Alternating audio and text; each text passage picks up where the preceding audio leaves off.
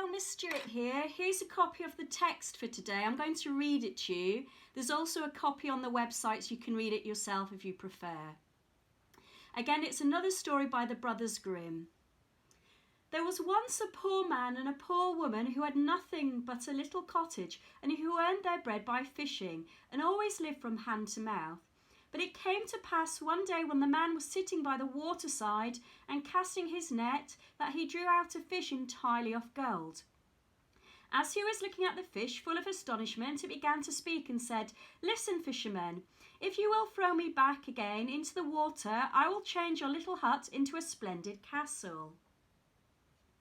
The fisherman answered, "Of what use is a castle to me if we have nothing to eat?" The goldfish continued, "That should be taken care of. There will be a cupboard in the castle in which, when you open it, shall be dishes of the most delicate meats, and as many of them as you can desire." "If that be true," said the man, "then I can well do you a favour." "Yes," said the fish. "There is, however, the condition that you shall disclose to no one in the world, whosoever he may be, whence your good luck has come. If you speak but a single word, all will be over." Then the man threw the wonderful fish back again into the water and went home. But where his hovel had formerly stood, now stood a great castle. He opened wide his eyes, entered and saw his wife dressed in beautiful clothes, sitting in a splendid room, and she was quite delighted and said, "Husband, how has all this come to pass? It suits me very well." "Yes," said the man, "it suits me too, but I am frightfully hungry. Just give me something to eat," said the wife, "but I have got nothing and don't know where to find anything in this new house." "There is no need of you knowing," said the man, "for I see yonder a great cupboard. Just unlock it." When she opened it, there stood cakes, meat, fruit, wine, quite a bright prospect. Then the woman cried joyfully, "What more can you want, my dear?" And they sat down and ate and drank.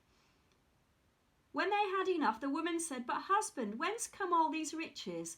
"Alas," answered he, "do not question me about it, for I dare not tell you anything. If I disclose it to anyone, then all our good fortune will disappear." "Very good," said she.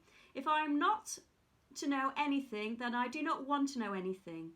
However, she was not in earnest. She never rested day or night, and she goaded her husband until in his impatience, he revealed all was owing to a wonderful golden fish which he had caught, and to which in return he had given its liberty. And as soon as the secret was out, the splendid castle with the cupboard immediately disappeared.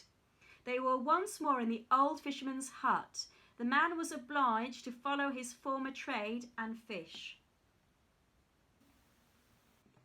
But fortune would have it so that he once more drew out the golden fish. "Listen," said the fish, "if you will throw me back into the water again, I will once more give you the castle with the cupboard full of roast and boiled meats. Only be firm for your life's sake. Don't reveal from whom you have it, or you will lose it all again." "I will take good care," answered the fisherman, and threw the fish back into the water.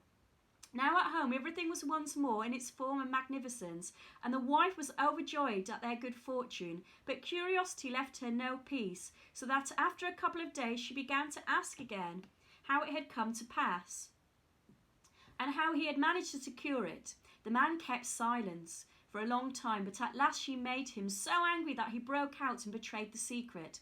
In an instant the castle disappeared, and they were back again in their old hut. "Now you have got what you want," said he,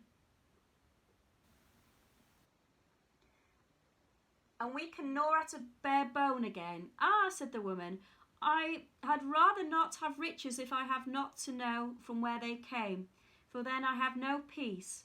The man went back to fish, and after a while he chanced to draw out the golden fish for the third time.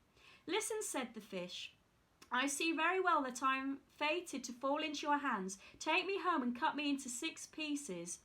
Give your wife 2 of them to eat, 2 to your horse, and bury 2 of them in the ground, and then they will bring you a blessing." The fisherman took the fish home with him. He did as he was bidden him, It came to pass, however, that from the 2 pieces that were buried in the ground, 2 golden lilies sprang up, that the horse had 2 golden foals, and the fisherman's wife bore 2 children who were made entirely of gold. The children grew up, became tall and handsome, and the lilies and the horses grew likewise. Then they said, "Father, we want to mount our golden steeds and travel out into the world." But he answered sorrowfully, "How shall I bear it if you go away? I know not how it fares with you." Then they said, "The 2 golden lilies remain here. By them you can see it is with us. If they are fresh, then we are in health. If they are withered, we are ill. If they perish, then we are dead." And that is the end of the first part of the story by the Brothers Grimm. Your task today is to write a script based on this part of the story. Have a look at the checklist to help you and the tutorials. Good luck. Take care. Looking forward to reading them. Speak to you soon. Bye.